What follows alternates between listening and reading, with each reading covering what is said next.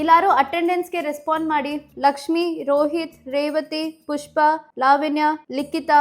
3 ದಿವಸದಿಂದ ಲಿಖಿತಾ ಬಂದಿಲ್ಲ. ಇವತ್ತು ಬಂದಿದ್ದಾಳ? Present ma'am. 3 ದಿವಸದಿಂದ ಏನಕ್ಕಮ್ಮ ಬಂದಿಲ್ಲ ಸ್ಕೂಲ್ಗೆ? ಮ್ಯಾಮ್ ನನಗೆ ತುಂಬಾ ಜ್ವರ ಆಯ್ತು, ಅದಕ್ಕೆ ಸ್ಕೂಲಿಗೆ ಬಂದಿಲ್ಲ.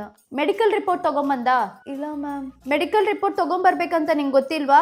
ನಾಳೆ ನಿನ್ ಡೈರಿದಲ್ಲಿ ವಿತ್ ರೀಸನ್ 3 ದಿವಸ ಏನಿಗೆ ನಿನ್ ಸ್ಕೂಲಿಗೆ ಬಂದಿಲ್ಲ ಅಂತ ಬರ್ಕೊಂಡು ಮತ್ತೆ ಪ್ಯಾರೆಂಟ್ಸ್ ಸಿಗ್ನೇಚರ್ ಮಾಡ್ಕೊಂಡು ತಗೊಂಬರ್ಬೇಕು ವಿತ್ ಮೆಡಿಕಲ್ ರಿಪೋರ್ಟ್ಸ್. ಅಯ್ಯೋ, ನಾನು ರಿಪೋರ್ಟ್ ಹಿಂಗೆ ತಗೊಂಬರ್ಲಿ? ನಂಗೆ ಜ್ವರನೇ ಇದ್ದಿಲ್ಲ.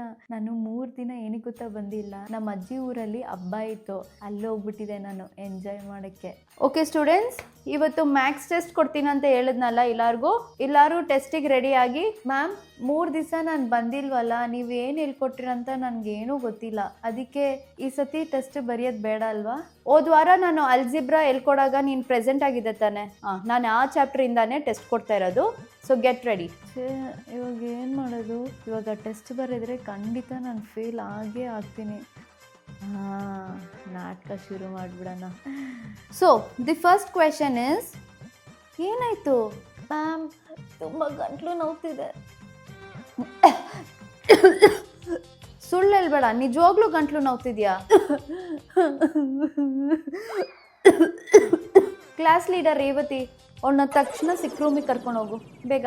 ಆಕಾಶ್, ಅವಳ ಬ್ಯಾಗಲ್ಲಿ ಸ್ಕೂಲ್ ಡೈರಿ ಇದೆಯಾ ಅಂತ ನೋಡು. ಆ ಡೈರಿನ ತಗೊಂಬ.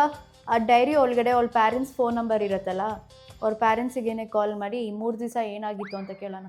Bring it.